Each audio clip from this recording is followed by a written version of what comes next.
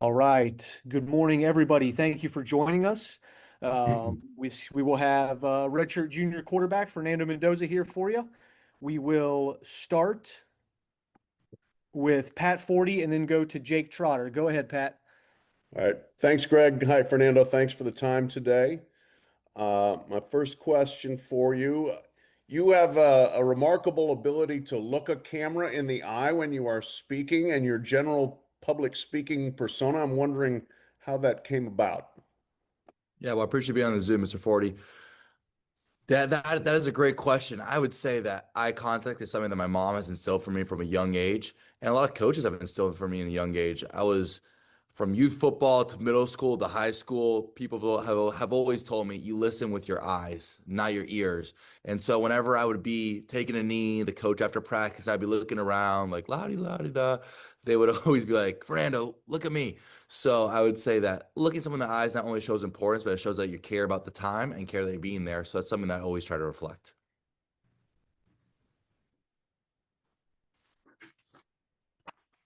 Yeah. Hey, Fernando, can you take me through what it's been like having your brother at your side through the season? And then can you detail the pride that you two guys have in your Cuban family roots?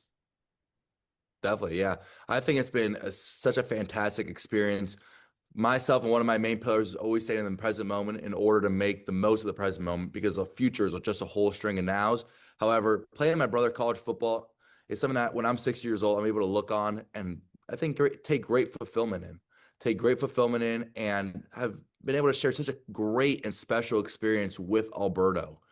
And not only do Alberto and I play football not for ourselves, not for this fulfillment and satisfaction of ourselves. We have a lot of whys why we do it for. And one of the whys is our mom. And another whys is our entire family. And our entire family comes from a Cuban background. All of our grandparents were born and raised in Cuba. So that is something that we always take deeply to heart. Alberto and I have actually visited Cuba one time back in high school. And so that is something that's always in the back of our mind is not only playing for ourselves, but playing for more, whether it's our family, our nationality, or God. All right. Next up, we'll go to Mike Nislek and then RJ Young. Yeah, Fernando, how have you I mean, the quarterback's in the spotlight all the time, no matter what, locally and everything, and your team, but how have you felt you've dealt with the national spotlight? Have you found it to be challenging at all as this has kind of picked up through the season? Yeah, I would love to sit here and lie to you and say that, it's been smooth. However, I would say it's a little challenging, but like any challenge, there's always an opportunity with it. There's always an opportunity to praise the Lord, to praise my teammates, to praise my coaches. So whenever the challenge presents itself, and I used like to see it as an opportunity. I like to see an opportunity to talk to all you wonderful folk. It's such a great opportunity to talk to the national media, local media, or whoever it is. So with the spotlight, and the spotlight, with the pressure of it, it comes a privilege. Like we are so blessed to be 11-0 at this point, and right now we're just focused on being 1-0. But like you said, there are some challenges, but it's honestly just a great opportunity to give the praise to other people around in this program that they deserve. Could you maybe share one of the challenges that you found? Yeah, I would say not this Zoom specifically, but throughout the entire season, as the season ramped up, and really after the Illinois week, there's a lot more media requests that we got from our team, and I wanted to shout out Mr. Campbell for helping us, for helping myself instead of front loading my media, saving to the bye week, so I'm able to maintain my normal Monday, Tuesday, Wednesday, Thursday, and Friday routine that's been working, and so I'm able to keep that consistency rather than throw a wrench in the schedule where I need to take a 2 hour off for a media interview, which is fantastic because, we want to highlight the IU program, want to highlight our teammates, and honestly, I want to highlight, just what we're doing here in Indiana. But I think it's great the schedule that we've had, and this Zoom itself, I think is a great representation of how we've dealt with those challenges and made the most out of our opportunities. Go RJ and then Chris Camrani. Fernando, I've heard you mention your mom a couple of times and her being your why. I wonder if there's an anecdote you could tell us about when that became very, very clear to you that your mom was going to be your why playing football. Yeah. First of all, thank you, Mr. Young, for being on the Zoom. Really like your stuff. So my mom, she was our always my inspiration in life from a young age. She was the one who taught me to throw a football. She was an amazing athlete herself. She was actually a tennis player at the University of Miami. And throughout a young age, she was always there by my side. She was the overprotective mom per se. And she has always been a positive light inspiration before and after MS. And to see her maintain that positivity and light throughout what she's struggling with, it's never gave myself an excuse to ever have a bad day, whether it's a bad lift, bad practice, or bad game. When I see her and what she goes through and how she's fighting, how hard her fight is, I'm never ever in a situation where I think that I can feel down on myself and not have a positive attitude and a smile on my face. And with her, it's always that unwavering belief. There's an interview that I saw that Tom Brady said that there's all the greats always have someone with unwavering love and confidence in that person, whether it's a parent, whether it's an uncle, whether it's a brother or sister. And I think that person for myself is my mom. Not saying by any means that I'm a great or anything like that. But I would say that she's been a huge part of my success. And someone like that has been a huge part of a lot of people's success in the past, whether it was in high school when I was crying on my bed because I was like, wow, like I really want to play college football. I think I'm better than a lot of these kids, but I'm getting no offer. She's like, oh, don't worry, your first offer is going to come. And then it was Yale, and I was fantastic. It was like one of the best days of my life. And then after that, she's like, you're gonna get a Power Four offer. And I'm like, mommy, like FIU and FAU aren't even offering me. Like, how am I get a Power Four offer? I'm out here. I'm just grateful for D1 FCS offer, and then I ended up coming. And whenever I got in first at Cal, she's like, you're gonna do great. You're gonna help turn that program around. And I was like, I don't even know. I know, like, I'm on the sideline here. I don't even know if I could play. These guys are moving so fast. And so whatever she said has came to light, and I just can't thank her enough for everything that she's been a part of my journey. And that is really my why. Both of my parents are my why, because my dad and my mom are such great inspirations, role models to myself. But just really just the pillars that my mom has instructed me from a young age with that unwavering belief and confidence in myself has really exponentially increased my success here in the football space. We'll go to Chris and then Mike Merritt. Hey, Fernando, in the history of college football, we've had one player of Hispanic or Latino descent who has won the Heisman Trophy. That was Jim Plunkett back in 1970. We could potentially see two players of Latino and Hispanic descent be nominated for the Heisman Trophy with you and Diego at Vandy. I guess I just wonder for you, what does that mean to be able to represent two communities in the sports realm that I think you could say are historically underrepresented from a football perspective? Yeah, I would say, first of all, it's such an honor. It is such an honor. I've seen a lot of Diego's stuff throughout his years when he was back at New Mexico State, and because he beat Auburn over there, and we played Auburn the next year. So I've watched his highlights before, and I've seen his amazing journey through Vandy, and to be able to have that opportunity and honor to be able to not only do something for yourself, but also to glorify it into a nationality and to put on for a larger audience is always such an honor and great opportunity. And that is something like we talked about before is my why. It's not only my family, it's the people around me, whether it's a program, my nationality, and then it's God. So I would say that it is such an honor to be able to have that privilege. However, I don't want to get too far ahead of myself. Right now, all my focus is on, in this present moment, the Zoom, and then overall this week, it's on Purdue. Although we have a bye week this week, it is still on Purdue because they are a great football team and organization there. So it would be an honor, but honestly, I can't control those things. I can't control who gets invited, who gets nominated, who wins. So right now, I'm just trying to make the most of my present moment and enjoy it while it is. We'll go Mike Merritt and then to Jawan Strader. Hi, Fernando. Thanks for doing this. I'm curious, you've talked in the past about why you picked Indiana in terms of Coach Cignetti. Why do you think it has worked so well between you two? Yeah. When I entered the transfer portal, it was a little bit of a whirlwind. There's a couple schools that I was heavily considering, and it was a really tough decision. It was a really tough decision not only to leave the University of California, Berkeley, but also to choose Indiana. And I would say a big part of that decision was my little brother, because he was able to tell me the good and the bad of Indiana while I was trying to figure out the good and the bad of these other schools. Not saying there's a lot of bad at these other schools or bad at Indiana, just the overall pros and cons of each situation there. I thought that the other schools were going to have fantastic teams and fantastic outlooks in the season. However, and that's what they sold me on. Coach Signetti, on the other hand, sold me on being the best Fernando Mendoza that I can become. That no matter what happens, that I'm going to become the best quarterback out of. If I have a crystal ball and I choose every single school, or if I can see my future at every single like school, I'd become the best quarterback.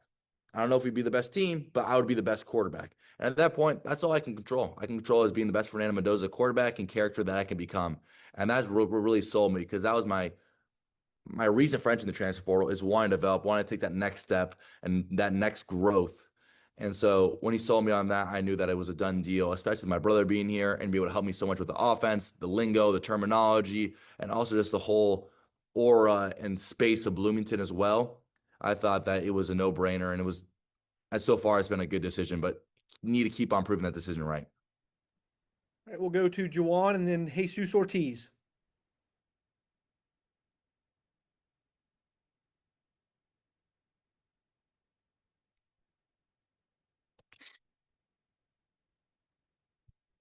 Juwan, you there? Can you hear me? Yes. Okay, there we go. Fernando, first of all, thank you for doing this. I'm going to interview your father and Coach Dunn here in about 2 hours at your Love it. at your high school. So I'm going to be talking to them here shortly. But thank you for doing this, man. Really appreciate it, especially being a Hoosier alum myself from a class of '95. I got to ask you, how does it feel not only to represent Hoosier Nation, but to represent South Florida on such a big stage? Yeah, Hoosier Nation has welcomed me with open arms. Ever since I got here, it's always been, everything's been positive. Everything's been positive, and it's such a warm and cozy town in that feel where it's such a tight community. Whether it's a football player, basketball player, or student, everybody's always welcome, and it's always positive support. For myself, I haven't received any negative backlash, which is huge, especially at such a high football program that, sometimes if there's an off game or something, you never know. But I would say that Hoosier Nation has really welcomed me in as one of their own, and I can't thank them enough for it. And it's really meant a lot to me and my family throughout this entire season, more than anyone could even imagine. South Florida, I believe, is the hotbed of football. It is not only the best speed down there, I think it's the best overall high school football down there. Although a lot of people would say that Texas and California are up there, I believe in the quality of football in South Florida, and I think that's what helped me develop. When I went to college, the first thing a lot of people say is the game gets sped up. However, for me, it was only just a little bit of an increment because evidently most college players are better than high school players. But I would say that's because of my environment in South Florida.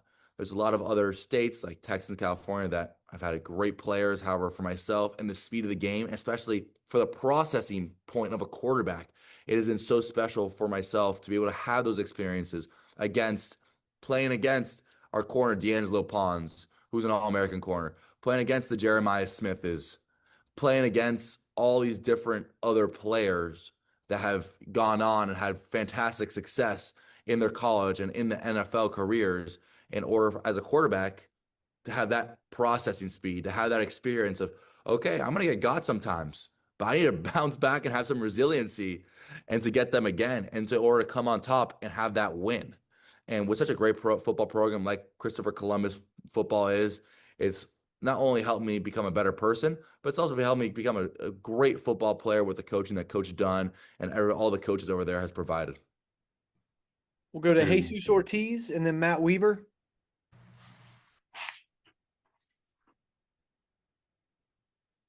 Fernando, first of all, congratulations. I'm going to try to sneak in two questions here. The first one being just a couple of weeks ago, Marcel Reed was praising you, praising your personality, and telling us that you guys had a great summer together training.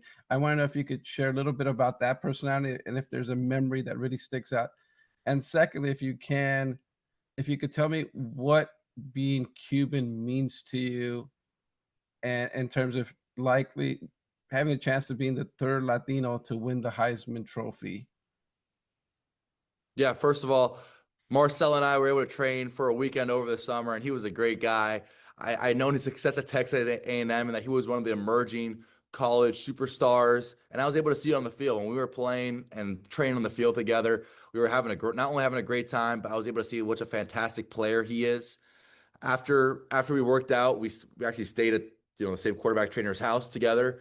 And it was great, watching, playing NCAA together, the video game, talking, hanging out. He's just a really good and genuine guy. And what you see is what you get with Marcel. It's not some type of persona or, front that he puts on. He is really just a genuine and nice guy. And that's something that I've been so excited to see his success, just because obviously he's a great football player. I mean, he's in the Heisman talks and his team is doing fantastic at A&M, but also just what a great guy he is as a person. And that's a guy that, I would like to hang out with, that I like to hang out with, and that I would like to hang out with again, whether it's just getting dinner, whether if you play football or not, that's a guy that you would like to hang out with and kick it with. All right, we'll go Matt Weaver and then Joe Cronin. Hey, Fernando, how's it going? Doing great, Mr. Weaver. You mentioned this week, excuse me, in an interview that one of the things that Coach Signetti in Indiana told you on was when you come here is being the best version of yourself, the best Fernando Mendoza. Where do you think you've improved the most as a player, and how much is I'm sure he's been a big part of it, but what has Coach Whitmer meant to you and your improvement since you came to Bloomington? I don't even think I can put it in words how much Coach Whitmer has meant to me, not only on the physical standpoint, but also the mental standpoint of the game. He has been such a blessing and honestly one of the huge reasons that I've been having the season that we've had so far, especially from a quarterback play standpoint. He's really helped me become from a raw prospect to more refined. There's still a long way to go. You see, there's this half of the screen to go, a long way to go. But we've went from here to, I would say we've made a good jump.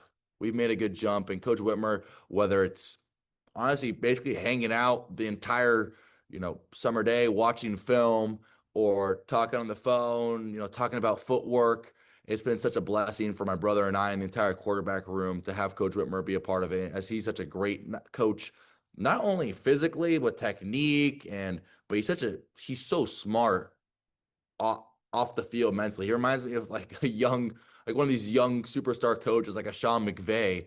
And so to have him there be my quarterback coach and to help have his input in the offense, along with Coach Signetti and Coach Shanahan, Coach Whitmer has really stepped up above and beyond and helped myself become the best Fernando Mendoza. And we're still on a long journey. We still have a long season to go and a lot of improvement to do. But to have him has been truly special. And I think that just the overall understanding of the game, the footwork, the timing, the anticipation, and how good players never get bored. You don't need to be a superstar. You don't need to make a Superman play. You just need to make the right play, the right read, with the right timing, with the right technique. And so those are the things that he's really harped on myself. I'm taking it one play at a time. That has really helped myself exponentially grow this year. We'll go to Joe Cronin and then Pete DePremio. Hey, Fernando, good to see you. When you have a bye week like this, obviously everything is so focused on the present and what's upcoming. But have you been able to reflect on maybe a moment, a play, a game this season where the guys in the locker room, really felt that this team had something special brewing? Yeah, it seems like for this team, there's a new moment every single week. Whether it was Iowa, Oregon, Penn State, or any of the other victories that we honestly played really great team football. So there's a lot of memories that I really do enjoy, but I would say it's just the whole season of resiliency and using our superpower. And our superpower is playing together. And that comes from not just hanging out in the locker room, hanging out outside of football, and just really being close and really a band of brothers together by not only caring about the football players as teammates, but also caring about the football players as brothers. And so I think that's really helped us. That has really established his team as a one heartbeat operation. All right, we'll go to Pete DePremio and then Jim Coyle. Yeah, hey Fernando. Again, thanks for taking the time. I'm kind of curious. It seems like the best players are at their best under adverse conditions. You've had some games where there's been an interception, a sack, and it seems like then your resolve really kicks in. Can you kind of talk about the process and how you approach those, some of these end of game situations? Yeah, I grew up watching my football idol, Tom Brady. He was the man, and he thrived in those resilient situations. And someone who's dealt with a lot of adversity in high school, in the recruiting process, that's something I've always been able to fall back on. I would say like there's been a lot of games, especially at Cal, that I've been punched in the face before. Not literally, but some adversity were to happen like that. And that has been a great learning lesson for myself in order how to respond to that punch. And when they give you a jab, to duck, and you might get hit by the jab, but you're going to give them an uppercut and knock them out. And so I would say that the resiliency is a huge part of my game, and it's really about the mental performance. I meet with a mental psychologist, a sports psychologist every week, and I think that's helped my game exponentially as we're always focusing on what can we control. The next play is what we can control. That's the most important thing. You can't control the last play, no matter how hard you think or how hard you try. There's no time machine that you can go back in time. So I would say it's all about being grateful and having gratitude in the present moment, allowing your nervous system, whenever you're nervous in those pressure situations, in order just saying, hey, that's my body getting ready. That's my body that's going to play better in these situations because it's giving my body essentially like more energy and more focus. And then it's really just controlling the controllables in the present moment rather than looking at the surroundings, whether it's Penn State, Oregon, or Iowa, that the stadium's absolutely rocking and the ground shaking, to really just focus on the present moment and your technique and what you can control that play. Okay, thank you. We'll go to Jim Coyle and then Daniel Flick. Fernando, thanks for your time, first of all. Kurt Cignetti has had a lot of success with quarterbacks, and you're the latest, of course. Great year last year for Curtis Rourke. But what is it about Kurt and what he does with the quarterbacks? I know it's not just Coach Cignetti, but you get a lot of input from a lot of coaches. But what is it about him with the quarterbacks? What does he give to you that is just that something that was missing to your arsenal? Yeah, I would say that I get a lot of coaching from the other coaches. Like you mentioned, Coach Whitmer and Coach Shanahan have both been great football mentors myself. I would say Coach Cignetti is a great institutionalizer. And when the team's better, the quarterback plays better. And that's something that he always does. He always holds us to a high standard, whether it's the quarterback position, the offensive line position, or linebacker position. And so that standard raises the tide for everybody. And I would say that's what makes so many quarterbacks successful is whether people want to say it or not. Being a successful quarterback, not just a talented one, is a lot by situation. And so the situation that Coach Cignetti has not only coached his quarterbacks into, but put his quarterback into, has made a lot of quarterbacks successful, such as myself. We'll go to Daniel Flick and then Seth Toe. When you look at kind of handling that Heisman hype, what advice have you heard that's really helped you just, kind of really stuck throughout that process of handling that? Yeah, I was able to talk to Matt Leinart a couple of weeks ago, and he's a Heisman Trophy winner, fantastic quarterback, and has a great TV personality. His advice was similar that I got from a lot of others, but his really stuck with me is this only happens once. A lot of people, unless you're Tim Tebow, but a lot of people only go through this once and then they end up heading to the NFL or things happen. To just enjoy it, to take the present moment in. This is so special that although that you can kick it down the can down the road, that what an honor it is and how grateful and just giving all the glory to God. How great it is that I'm in this situation and that you're in this situation. And so whenever I hear about it, I'm thankful about it. I don't have anxiety looking forward to it like, oh, what's going to happen here and there? What if? I'm just like, wow, that's so cool. I never thought that I'd be at this moment, at this point. I just got to be grateful for it and keep on chugging because all that matters is this bye week and Purdue. We'll go to Seth and then to Sammy Jacobs. Yeah, Fernando, just when you played football in the backyard growing up, just what did you kind of picture your future in the sport looking like? Like, was, the being, in this Heisman race, like, was that something you kind of dreamed about growing up, playing in the NFL? Just what did you kind of picture your journey looking like when you were a kid? Yeah, I've always been a huge football fan. Always been a huge college football fan, high school football fan, and NFL fan. And whenever I was in the backyard playing with Alberta, we'd always make up situations where it was high pressure situations, whether it was University of Miami against the University of Florida or in the national championship or the Patriots against the Dolphins. Whatever the situation was, it was always a high pressure situation. And I think that's really helped my game a lot throughout. I know it sounds silly because it's in the backyard and it's not like actual schematic football, but I think that's helped myself a lot throughout my journey. And I always hear a lot of people that come back to whenever I was in preschool, kindergarten, not preschool, but elementary school, middle school, or high school, saying just work hard, anything's possible. And at that age, you always take it like, okay, cool, yeah. Did I ever think this was possible if I had to bet money on it? No, but it's so great what God's plan is and what you could do with a strong work ethic and a great support cast around you. I wouldn't say that this is, the pinnacle of my career by any chance. I think I still have a long way to go. I still think I'm a raw quarterback prospect. However, it's been great to be a part of this opportunity. And, at a young age, I didn't have a young crystal ball. I wasn't this young prodigy who was, a 5-star coming out of high school or the next big thing. But I would say that I'm just so grateful to be in the position that I am right now. And just can't thank the support staff I have around myself enough, and can't thank the Lord enough. All right, we'll take two more. We'll go Sammy Jacobs and then to Eli. Fernando, thank you for taking our questions today. Coach Signetti said you guys needed the bye week. How do you balance getting enough rest, both mentally and physically, and keeping sharp? And then also you have Purdue coming up. Have you learned the significance of that rivalry? Can you feel it in the building? And what's your take on just playing for the old Oaken Bucket? Since I've got here, everyone's always talked about the Oaken Bucket, talked about the rivalry with Purdue. A lot of people here are calling them Purdon't. However, I've never played them, so I can't call them anything because they're a great football team on film, and they're something to be taken extremely serious. And watching them on film, they're a really good football team. They're a really good football team. It's going to be a tough, gritty match. I think the weather conditions, it might snow over there, which would be really interesting. And I just can't wait to get a bite at the rivalry, just to be able to experience it, be able to play in it against such a great team, such a great defense that they have. And it's such an honor. It is such an honor to play Purdue, and not only to get here, but see the Purdue rivalry within basketball, which is a huge rivalry, in football, and really just see the alumni and how they harp on it, and really just can't wait to keep the Oaken Bucket and control the controllables in order for us to do so.